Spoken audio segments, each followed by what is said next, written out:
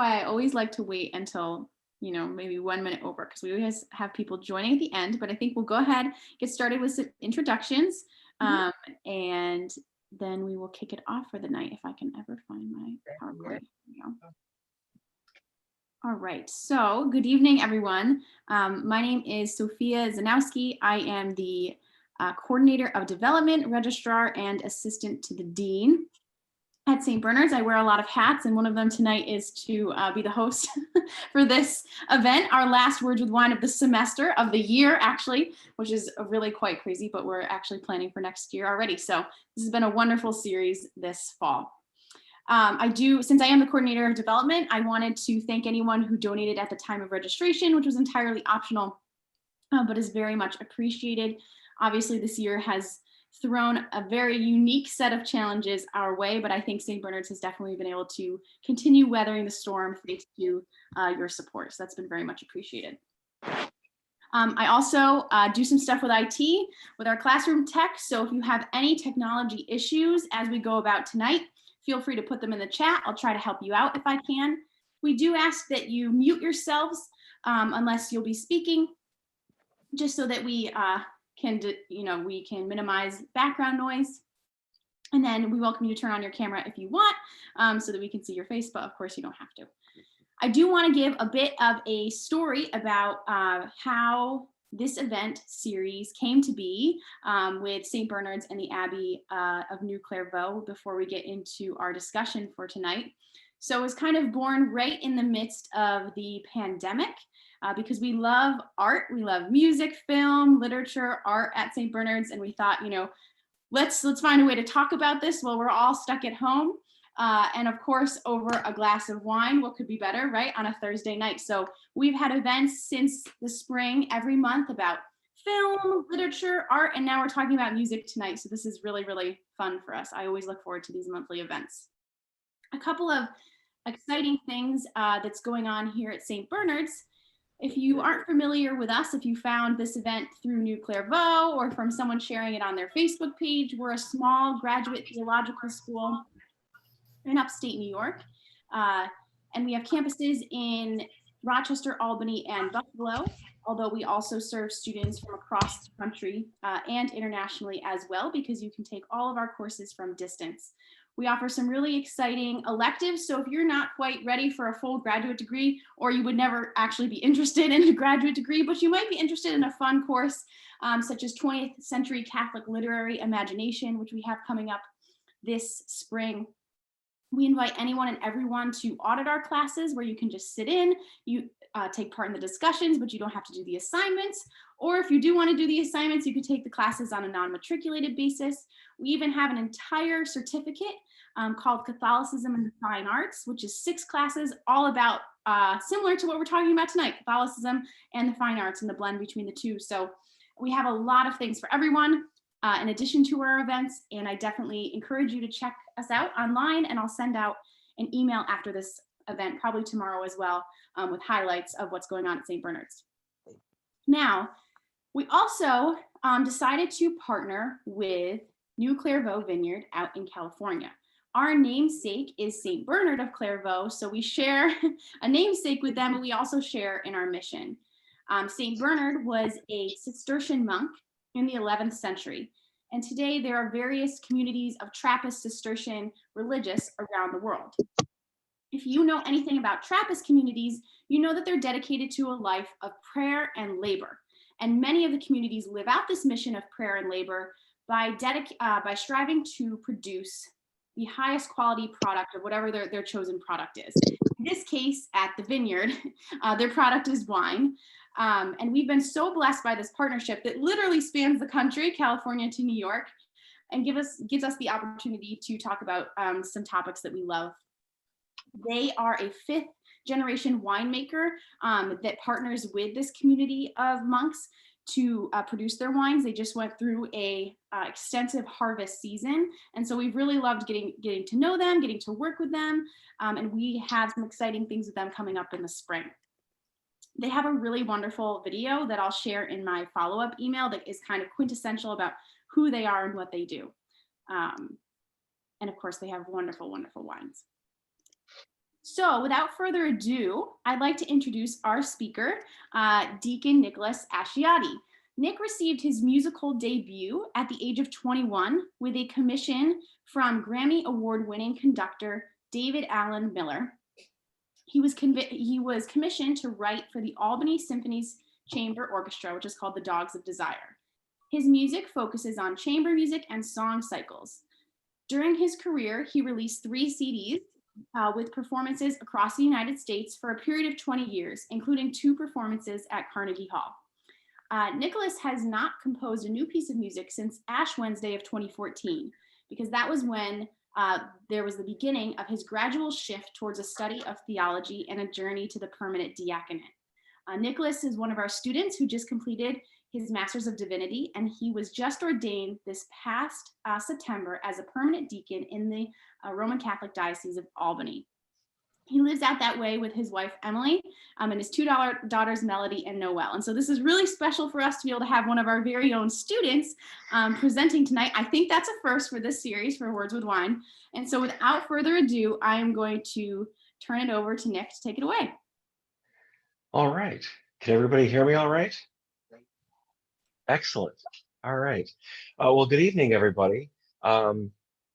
It's a great pleasure to be invited to speak this evening, and what better thing than to have some wine and a little bit of music talk. So that's pretty good. And I have to say that I was quite at ease when putting all this together. However, I have a few family members who are joining this evening, so now I'm nervous. But for those of you who have your cameras on or your pictures on, I just want to give, before we start, just a quick show of hands. Do we have any musicians out there? All right, we have a few. Good. All right, good. Well, tonight I'm going to see if I can first successfully share my screen. So excuse me for one moment. Good. Can you all see that? Yep. Oh, good. Yay. So as we go through this evening, if you do have any questions or any contributions you want to make, please feel free to jump in.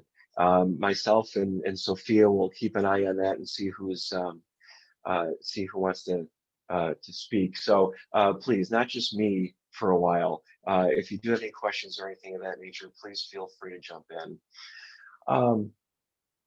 So this evening, I'll be speaking about Franz Liszt and Richard Wagner, 2 Romantic era composers who really, in my opinion, were very different people, professionally, and as people.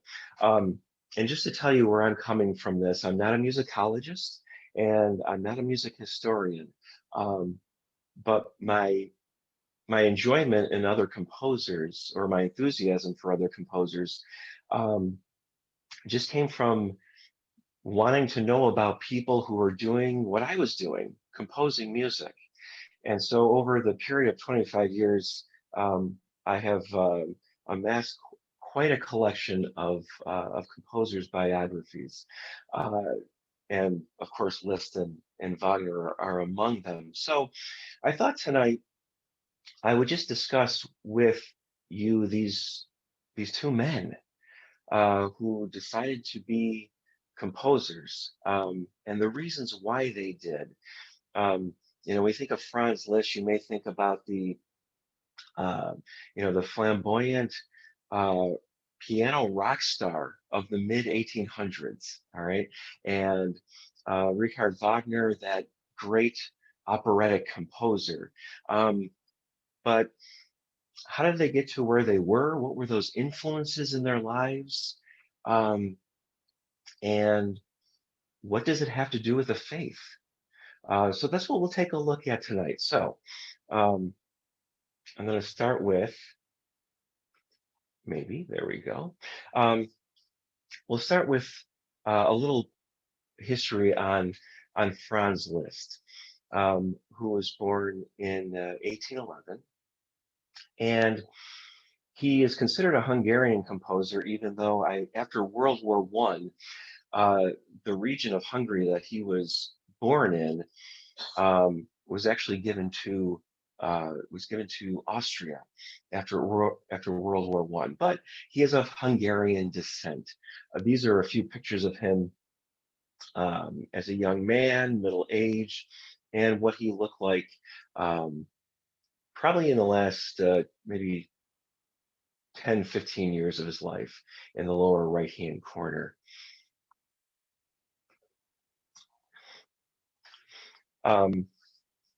So he was considered a child prodigy, if you will.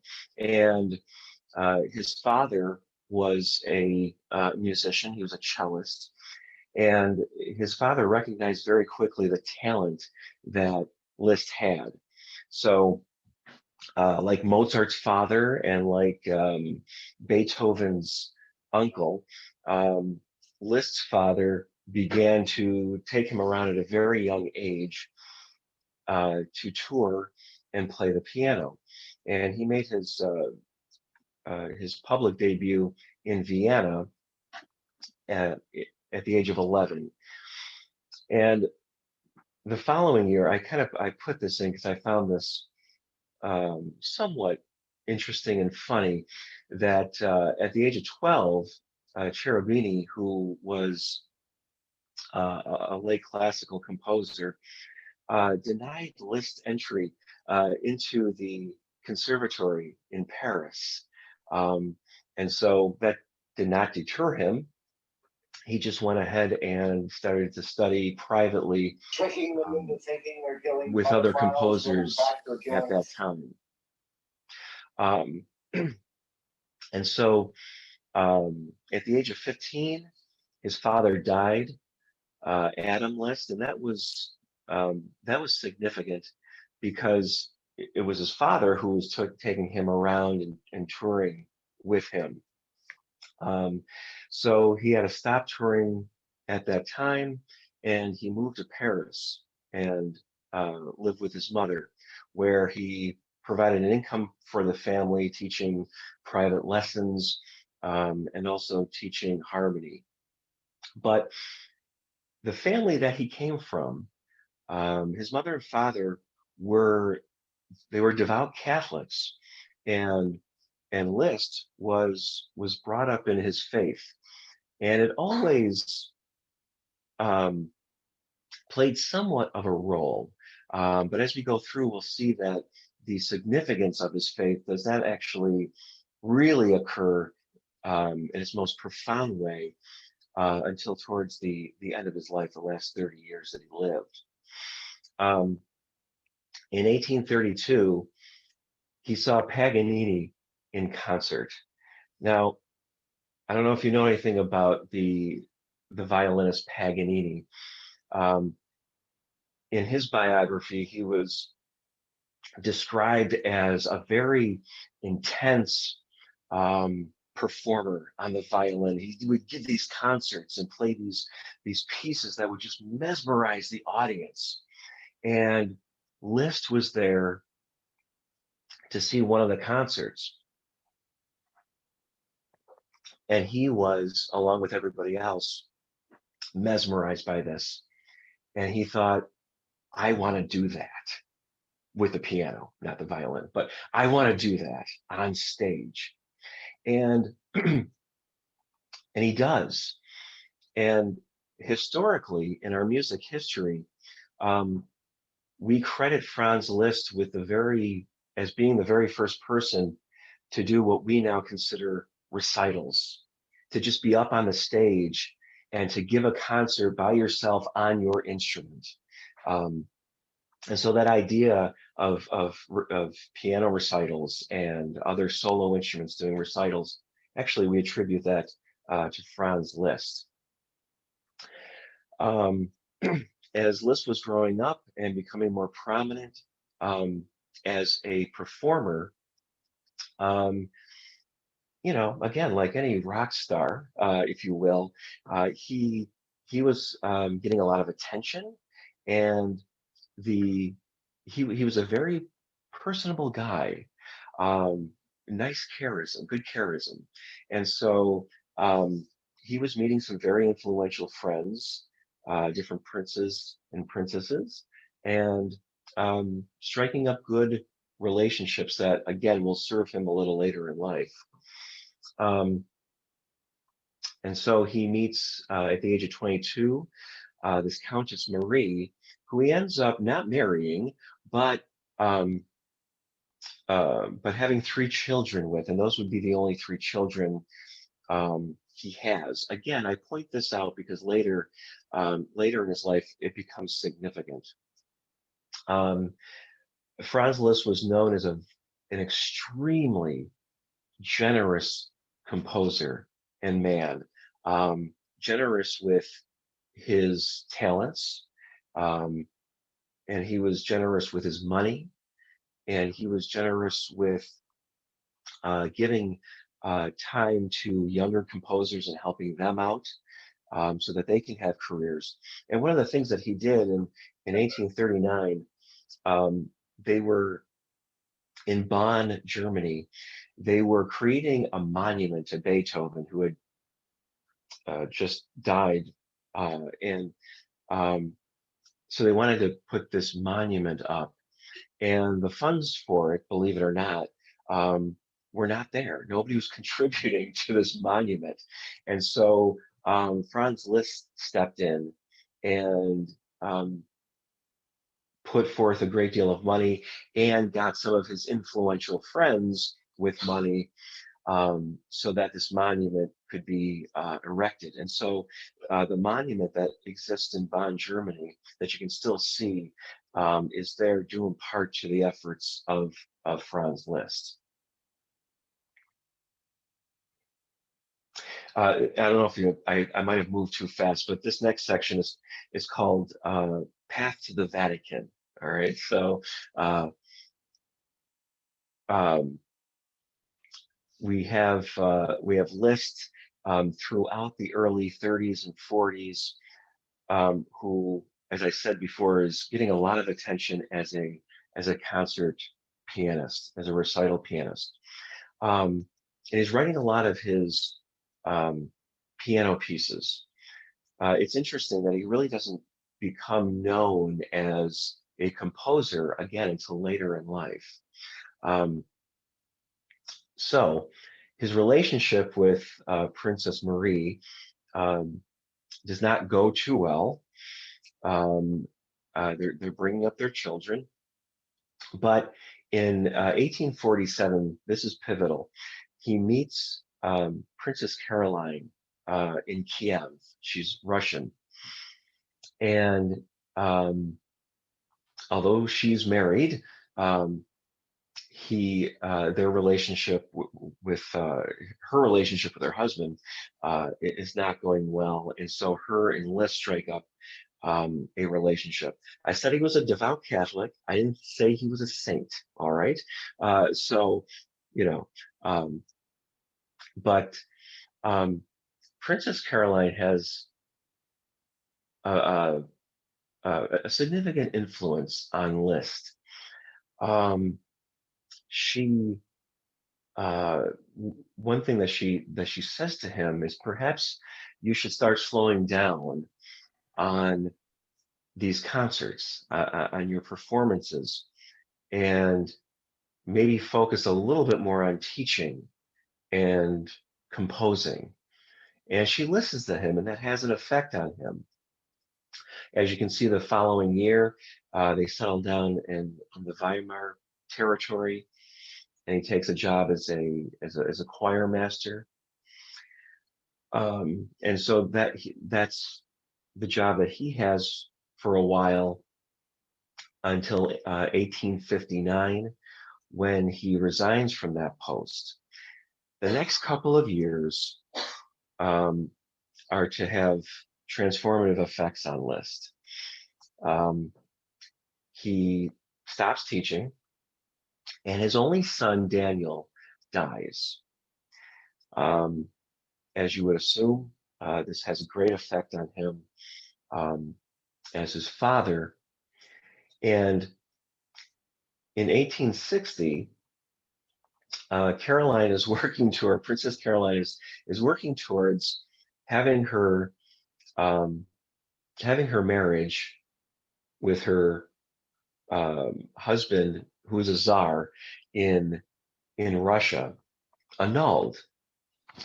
And she finally has it annulled. And in 1861, Caroline and Liszt attempt to get married in Rome. The issue is that her husband, or former husband, they thought, back in Russia, found out about the plans to be married again. He was very much against it, and so he used his political influence to to renege on the annulment. And so ultimately, Princess Caroline and Liszt were not able to get married. And so they keep their relationship going. However, the following year, one of his daughters, Blandine, dies from complications of childbirth. And this was perhaps the last in a series of events that maybe Liszt could take. And he retreats to a monastery in Italy, and it was there that he discerns about taking on holy orders, which he does. He actually first becomes a third order Franciscan. And I don't know. You can, I guess, Sophia, you can turn me off if this isn't good, but I'll just show this. Is this coming through on the wine glass, the Siena College? That's where I work, so I'm giving a little shout out to the Franciscans at Siena College. But anyway, so Liszt becomes a third order Franciscan and decides to continue and pursue the holy orders. While he does that,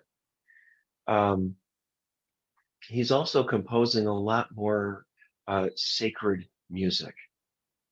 And also, as you heard, if you listen to those musical examples that I gave,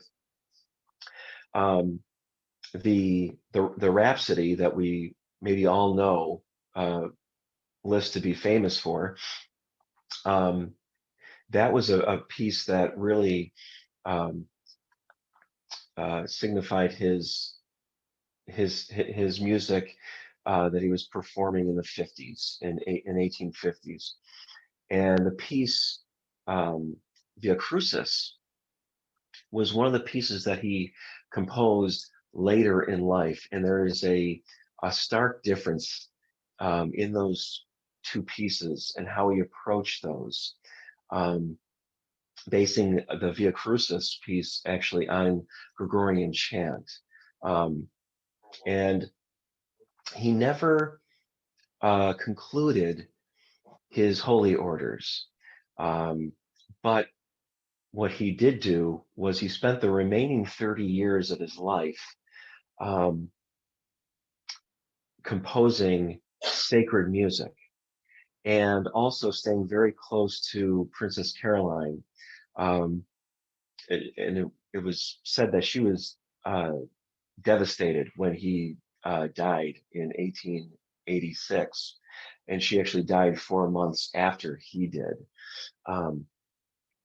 But throughout his life, it's Liszt's I don't know, just his generosity, as I said earlier. One of the other composers and pianists, of course, during his lifetime was Chopin. And they had a very healthy, competitive relationship. And if one of the things that they would do is Liszt and Chopin would both compose music that would show themselves off, their techniques, their abilities, and so they would write these pieces that were tailored to them. They knew what their strengths were. They knew what they could do. And so Liszt would write these rhapsodies where he could just, fly over the entire keyboard, and really show himself off to the crowds, like Paganini did on the violin, which is one of those characteristics that makes both Chopin and Liszt's repertoire so challenging, because it was written tailored to them. Just an interesting point I thought I'd throw in. And we have before we get to the Christian artisan or artist part, I'll just take a break for a moment. Are there any thoughts, questions?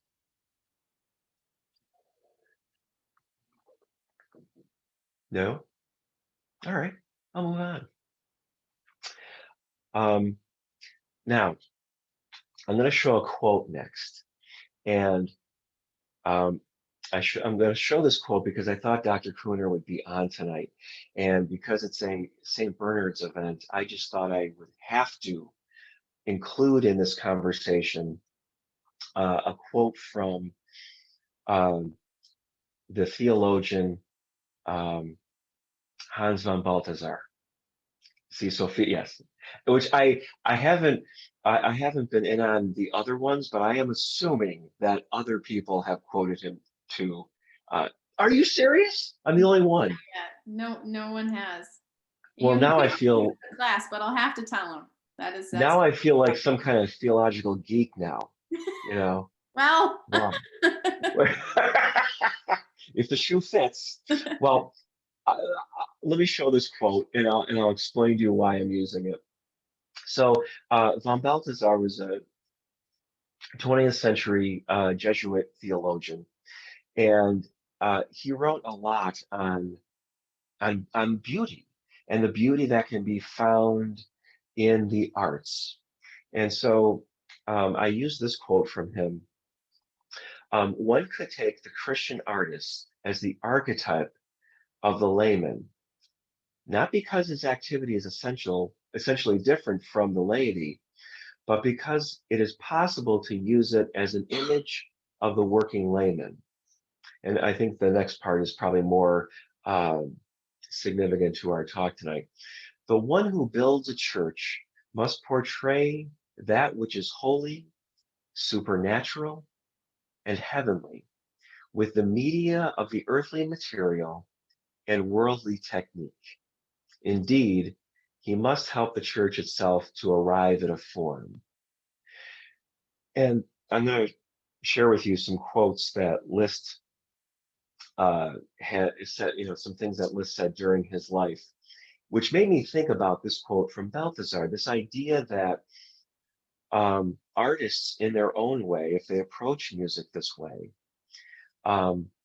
can portray the holy, the supernatural, the heavenly, with their own earthly media. For Franz Liszt, it was the piano. For Wagner, who we'll get to in a moment, it was his orchestra in his compositions. The worldly technique, as I said before, Liszt's ability to command the piano in an effortless way. So here's some quotes from Liszt that I think kind of reflect. Liszt had a piece called The Seven Sacraments, and he wrote this reflecting on that piece. He said, "I intend to give expression to the feeling by which the Christian takes part in the mercy that lifts him out of earthly life and makes him aspire to the divine atmosphere of heaven." I don't know about you, but I don't think I ever said that about my own music. And I'm not saying that that Liszt was arrogant. No, not at all. but just this idea that he felt strongly enough that the music that he created could give expression to the Christian's relationship with the mercy of God. I don't know. That's quite impressive. And another thing he said, I got to move the picture of everybody here. Liszt called the artist the bearer of the beautiful and an intermediary between God and man. And so he took his art very seriously, and what he was producing quite seriously.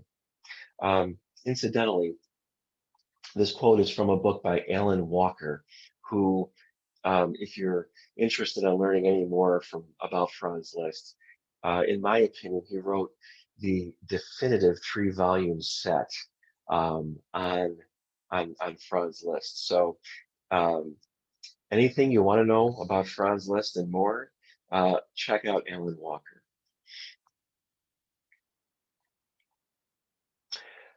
So now we'll move from Liszt into Wagner.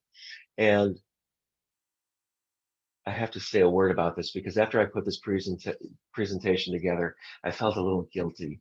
But so you can see that I give Wagner a brief overview like I did for Liszt, but rather a path to the Vatican as I gave to Liszt.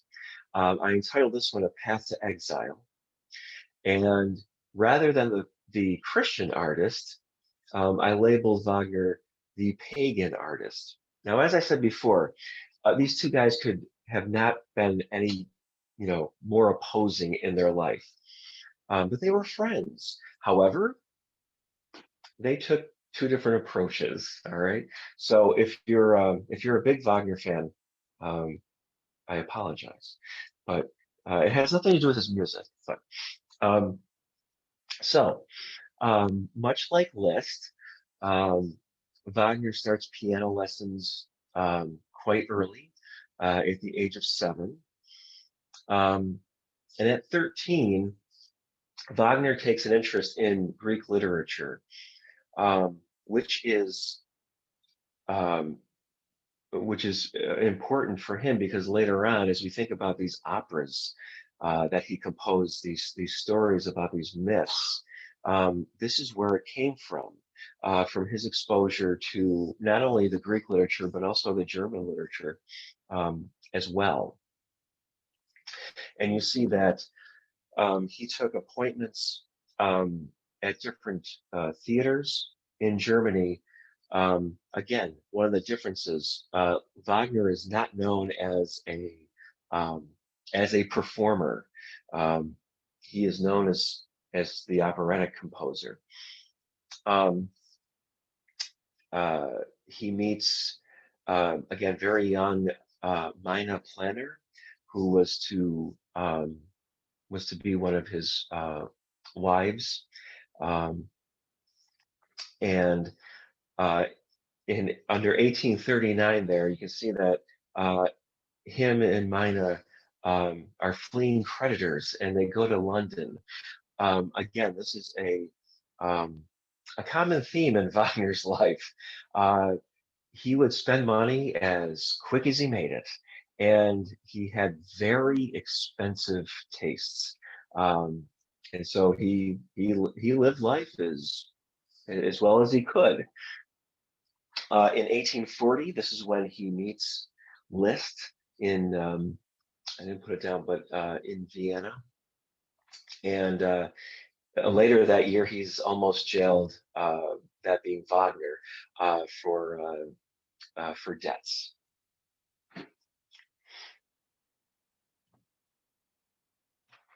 Now, in 1848, Wagner was part of a revolution against the Dresden government. Again, a departure from Liszt. Liszt was more of a diplomat, if you will, with his influences. Wagner got very much into the action. He was into politics. He was a protester, um, and so this is was a participant in this revolution in 1848. I put this in there because in 1849, um, the revolution is over, and Wagner's on the losing side of this revolt. And being as active as he was, there was a warrant out for his arrest in Germany, in Dresden. And so Wagner had to get out of Germany. And so he does. He escapes to Zurich, Switzerland. He does so because of the help of his friend, Franz Liszt. Liszt uses his political influence to safely get Wagner out of Germany into Switzerland. Now, at this time that this occurs, Wagner is an unknown as a composer. His composing has not yet really started. He had been composing, but really nothing of significance yet. So he spends from 1849 to 58 in exile. It'll be 12 years before he's allowed back into Germany. Excuse me. So while he's in exile early on, he completes one of his early operas, Lohengrin. And so he's looking for ways to get this performed. And if you recall, this was about the time that Princess Caroline was telling Liszt to maybe settle down and take some teaching positions and not perform so much. Well, the score to this opera, of course, came into the hands of Franz Liszt because Liszt contacted Wagner and said, "Yeah, I'll help you out. I will give me your music. I will take it to Germany and I'll conduct it." So Wagner starts to be known as a composer because of Franz Liszt. And this is where, at this time, that Wagner starts to compose his ring cycle opera, and Die Valkyrie, and Tristan und Isolde. Now you got to remember, not only is Wagner composing the music for this, but he is also constructing the text, the libretto for this. So Wagner's knowledge of the Greek myth and his knowledge of literature, this is all playing a role in him composing. So not just a composer of music, but also of the word as well. He finishes out his exile in Venice and in Paris, and his composing continues. During this time, he has an affair with another woman. His wife, Mina, finds out, and he slows down the affair, but really continues it. And so I found this quote that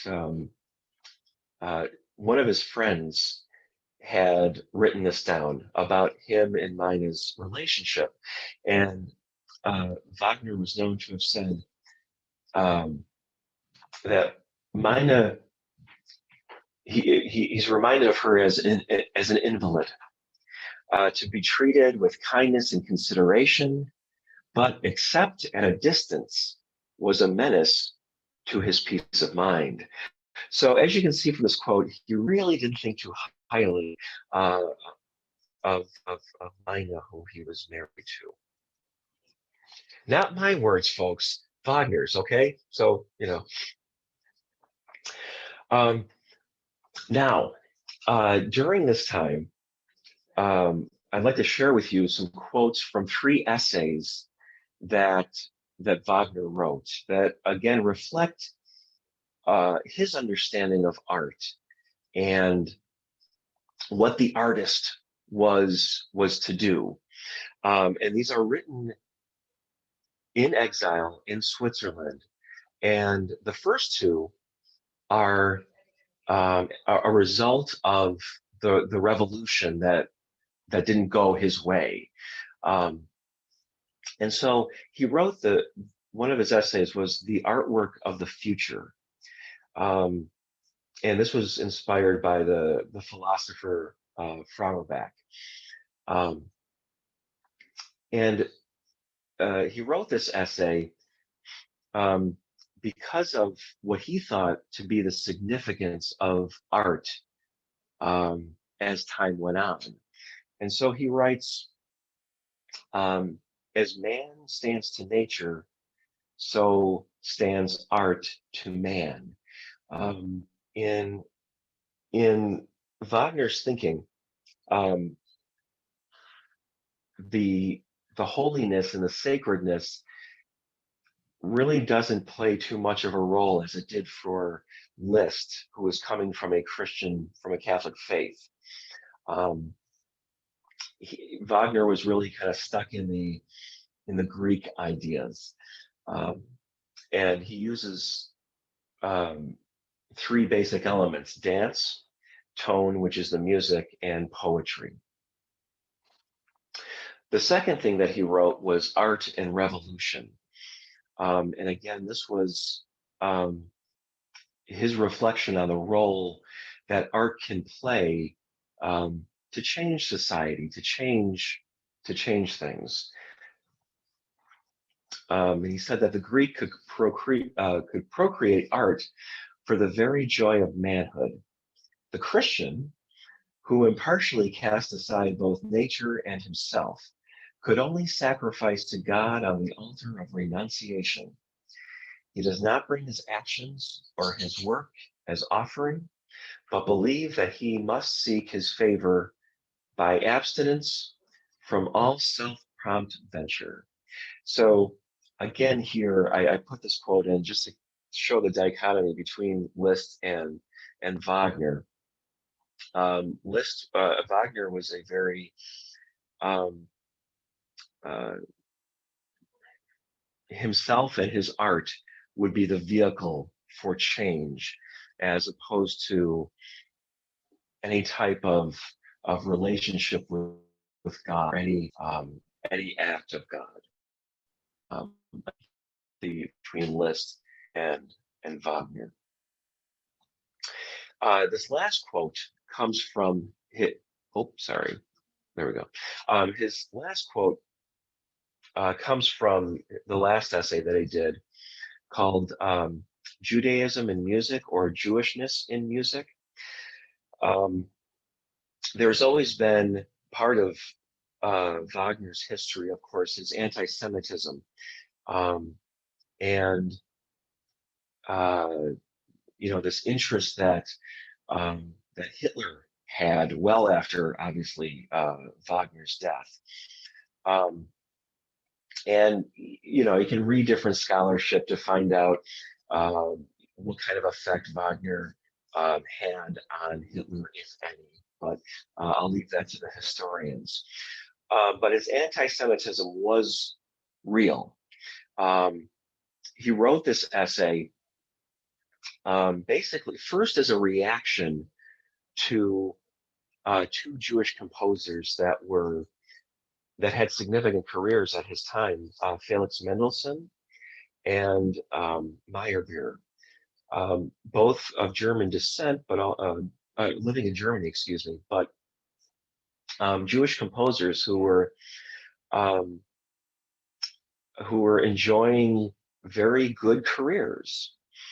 And so even though he focuses on these two composers in this essay, at times this writing does involve criticism of the Jewish race, of the Jewish person.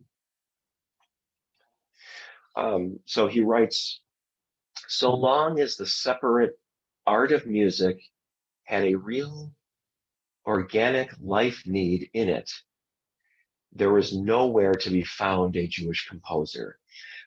In this essay, it's very interesting. You can find it online. If you take the time to read the whole thing, Wagner spends a lot of time on explaining why someone of Jewish descent cannot possibly compose meaningful and life-giving music. He goes on to say, what issues from the Jews' attempt at making art must necessarily therefore bear the attributes of coldness and indifference, even to triviality and absurdity. So when history looks back and speaks of the anti-Semitism of Wagner, it is certainly real, and it did exist. And he worked actively, as you can see from these essays. Some even go, there's some scholarship that takes his Ring opera and looks at the symbolism in terms of how Jews were possibly portrayed in that. So I point those things out because they were a part of his life. They were the person that created these operas.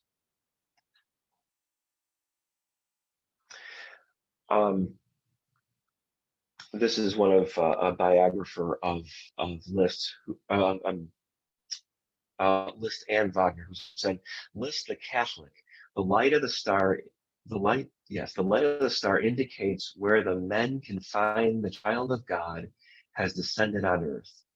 With Wagner, the anti-dogmatic, the light shows the way to the fortress where the pagan gods are to take refuge, in the sky and far away from humanity. So this again, the stark idea of these two men. So what do they think about each other? I should add one more thing. Liszt had a daughter that did survive, Cosima, who was married to a conductor. Their relationship was, well, it was all right in the beginning, and then didn't go too well. And Cosima divorced this conductor and decided to marry Wagner. So Liszt's daughter married Wagner, which made Liszt Wagner's father-in-law. You can't make this up. This is all real. And so that played an interesting role in their relationship. They really didn't speak. As a matter of fact, Liszt didn't find out that his daughter married Wagner until he read it in the newspaper. Oh wow, what's going on today? Oh, look at that in the arts section. Oh, one of my close friends just married my daughter. Yes, the Romantic era. So going back to, that was off script. I'm sorry, I'll go back on script then. So here's something that Wagner said. This was a quote from Wagner at a reception after the premiere of Das Rheingold.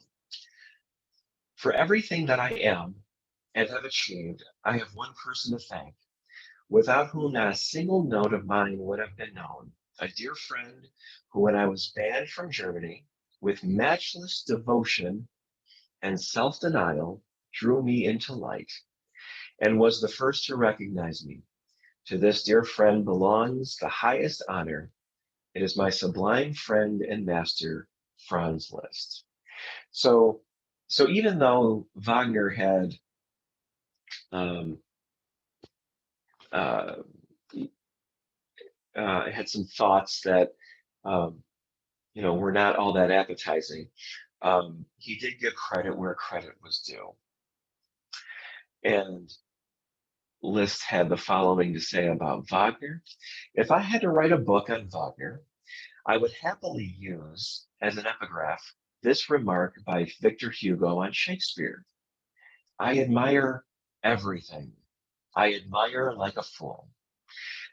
The only reservations I have do not involve the flawlessness of Wagner's genius, but rather the public's intellective capacities. So it's interesting that Liszt does recognize the flaws of Wagner,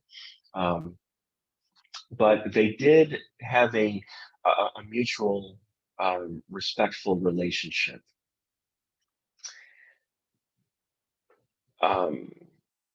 Let's see, in the top, this is on the flip side. So Liszt, in this quote, does acknowledge some of the idiosyncrasies, shall we say, of Wagner. And he's writing this letter to the conductor Hans von Bülow, who incidentally was the one that Cosima first married. That was the conductor I spoke of.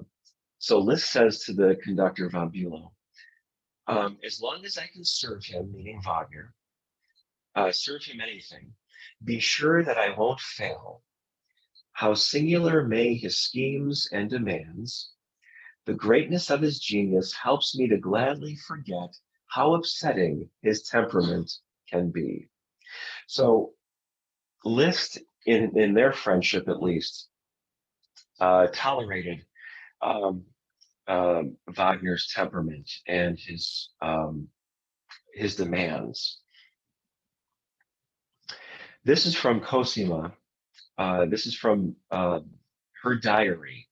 When she was married to Wagner, she says, Richard starts again to talk about my father with an abrupt manner in his veracity. He's silent, sad not to be able to answer anything. So Cosima herself recognized perhaps when Wagner was not speaking very nicely about her father, but played the dutiful life and quiet while it occurred. So just a few points, and I'll be wrapping it up here. But I just wanted to show these two pictures in the right. When Wagner came back to Germany, his goal was these operas that he was posing, and he did not consider his operas to be of opera genre. He considered them to be an elevated form of the opera, so he called them dramas. And so he needed a place for these operas to be performed, and he created this theater in Bayreuth, Germany, which still stands today.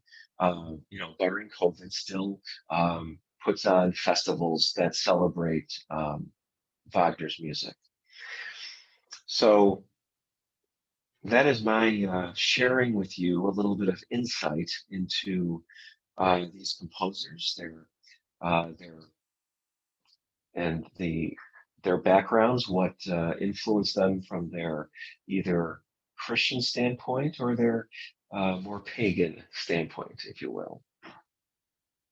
Comments, questions, concerns? Complaints can be forwarded to Sophia.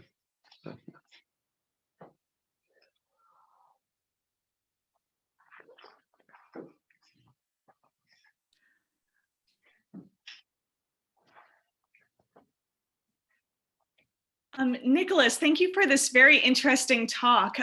As a piano player, I definitely respect the complexity of Liszt's music. I did have a question. It was kind of your opinion, of course.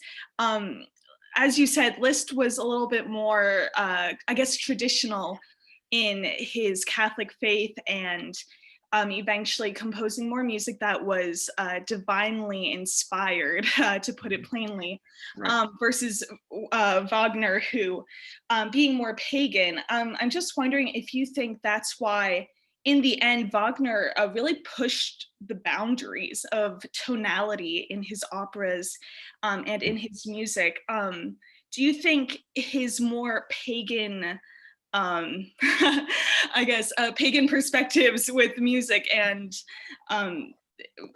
the way that he kind of went towards the pagan stuff instead of the more religious aspect, do you think that's what helped him kind of push those boundaries in music? I don't, well, perhaps, but what I do want to say is that it was actually both Liszt and Wagner really pushed the boundaries in terms of harmony and tonality. And I would probably agree that Wagner did it a little further. But they both, it was interesting because at their time that they lived, there was two camps of thought. You had Johannes Brahms and Robert Schumann, who thought they were carrying on the tradition of Beethoven. They were the one to carry on the Beethoven name in a very traditional way. But then you had on the other side Liszt and Wagner, who said, we're carrying on the tradition of Beethoven by not being so traditional, but by pushing it, into the next realm, if you will. But that's an interesting observation that you make, that maybe it was that background. But I may, if I just may make a personal statement, I myself, being a Catholic, when I compose music, I was an atonal composer. So what does that say about me?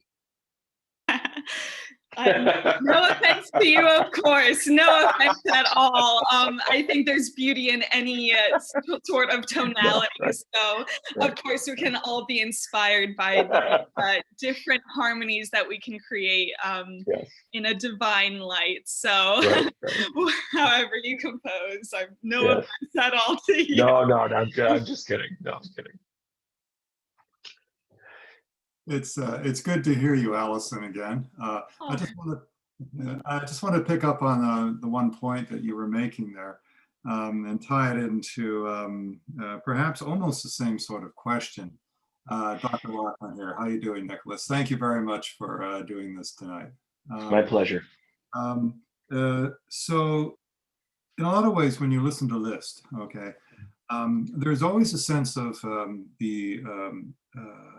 the beauty, not just of order, but also of a respect for prior composers. He really does stand in the line here of more along the lines of a Brahms, okay, kind of in between, say, a Brahms and the other school that you had just mentioned. And in a lot of ways, a lot of people would say that this is attributable to his respect of Catholicism and everything else. So you might want to compare him, say, with those middle symphonies of Beethoven. Okay, fourth, fifth, the sixth, beautiful, beautiful sonorous things. And then when you get to a Wagner, okay, he really does, in a way, push the limits of tonality that a Liszt would never toy with, okay? So much so it's much easier to see Anton Berg coming from the Wagnerian tradition than, say, from developing what Liszt had put forward. And so to Allison's point, there is a certain, well, wildness that is found in the pagan spirit, okay? Where if you were to take, say, kind of like, that's really beautifully exemplified in Orff's, in his music, all right? The one everybody knows, the Carmina Burana, okay? Where there is a tonality, but it's really threatening to fall apart at any moment, okay? So, Wagnerians might actually, appeal more to the late quartets of a Beethoven, okay, rather than to the middle symphonies of that time. So just in general, I think there's an awful lot to the point that with regard to, say, the more pagan approach to things, there's always the excitement of things flying apart at the seams that you never quite find with a Christianity. So. And to your point, Dr. Laughlin, too, not only stretching the bounds of the tonality, but Wagner also pushed the bounds of instrumentation as well. He took even the later symphonies, as you said, Beethoven, which the instrumentation grew considerably. But Wagner took that, and especially with the brass section, which again, when you have those types of tonalities, adding, depending on how you voice that, if you were to use to power, could be very harsh in its sound. And so again, master of the orchestration as well. He not only stretched those harmonies, but also knew how to use them effectively with the orchestration that he employed. Yeah, very much so. I think, at the end of it, just from my own personal opinion, I think the ultimate of the Romantics, and really the culmination of the Romantics, it's not with Schoenberg, okay, it's with Berg, most especially with his opera Wozzeck, okay, where you've just got this free play with the tonality and never quite landing upon the 12-tone structure itself. Whereas with regard to Schoenberg, it's a whole different ballgame at that point. I mean, really, the end of Romanticism is with Berg. And again, it is, you keep coming back to that with regard to the pagan spirit, there is far more of an emphasis upon the order, or the lack thereof, rather, of sensuality. Okay. Whereas with regard to, say, a Liszt, there will be always the emphasis upon sensuality, as any romantic will do, but always within an ordered structure, and always as being guided towards a certain telos, a certain perfection as such. Whereas, with a Wagner, with a Berg, there's always just this free-floating resolution into dissolution and tragedy, okay, that you never quite find with a Liszt. All right, I'm sorry, I geek out over this stuff.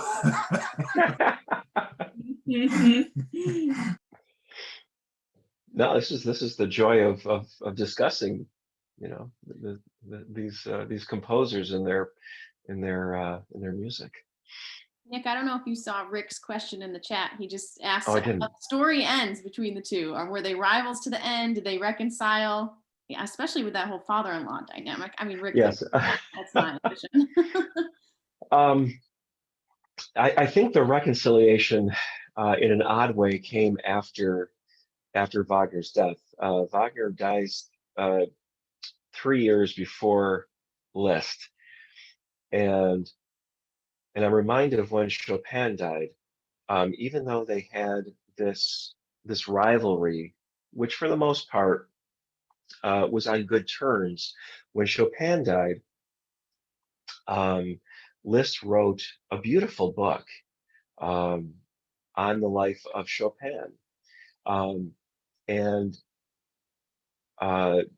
he didn't write a book on Wagner, but continued to champion his music, and also he also wrote a lot of commentaries on his operas, on Wagner's operas, and so continued to do that. So a clear resolution? No, not from what I understand.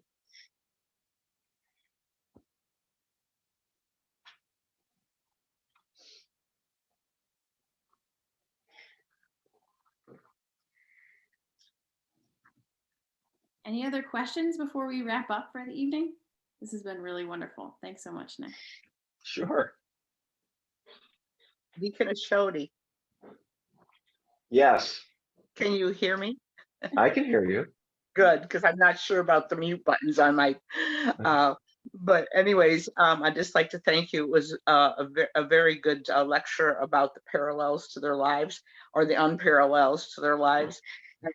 I can see what you told me about Liszt. I can see that in his music. It's the calmness, the joy, then the drama. And with Wagner, you can see the drama to the trauma, it seems, when you're listening. That was good. Thank you. Jump right in there, you know. The way their lives influence music. And thank you for bringing that out and bringing that to our attention. Thank you. Sure. May I use that phrase? Sure. The drama to the trauma. From the drama to the trauma. Excellent. And I'm actually asking my aunt if I can use her words. So yeah, that's one of my family members tonight. So.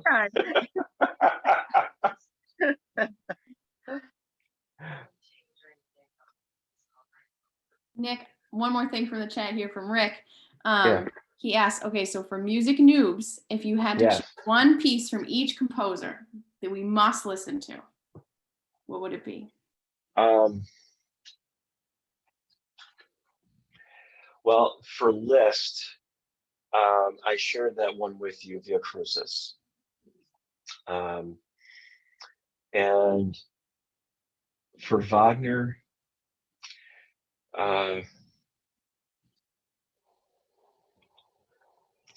boy, oh boy. The problem is you can't, if you pick one piece, it's the opera and you're sitting there for 3 or 4 hours. But I would say any overture of Wagner's to his opera. And I say that because Wagner in his overtures very well gives you an overview of the entire opera by putting all the leitmotifs, all the themes of the characters kind of interwoven throughout there. So I guess I would pick any overture from Wagner. Wonderful, thank you. Any other thoughts or questions for Nick? No. Wonderful, awesome.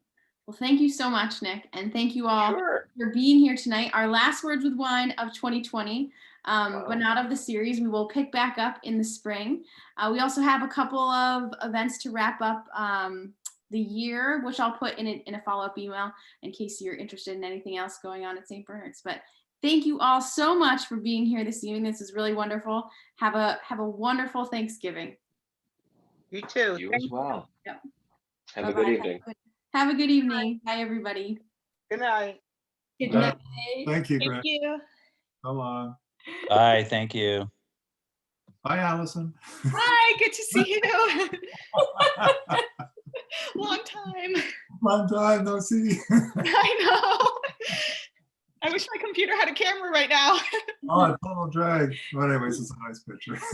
Well, it works. Have a wonderful Thanksgiving and then a good holiday. Thank You you, Allison, too. too. Take care. You So long. too. Bye-bye. Bye.